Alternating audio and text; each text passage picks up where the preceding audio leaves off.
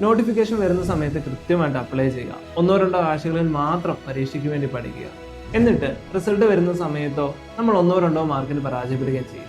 ഒരുപാട് ഉദ്യോഗാർത്ഥികൾക്ക് സംഭവിച്ചുകൊണ്ടിരിക്കുന്ന ഏറ്റവും പ്രധാനപ്പെട്ട പ്രശ്നങ്ങളിൽ ഒന്ന് ഇത് തന്നെയാണ്. എന്നിട്ട് നമ്മൾ പറയുന്ന ഒരു കാര്യമുണ്ട്, ഞാൻ നന്നായിട്ട് പഠിച്ചതായിരുന്നു, എനിക്കിത് ക്രാക്ക് ചെയ്യാനായിട്ട് പറ്റിയില്ല, ഞാൻ നിർത്താൻ വേണ്ടി പോകുന്നു.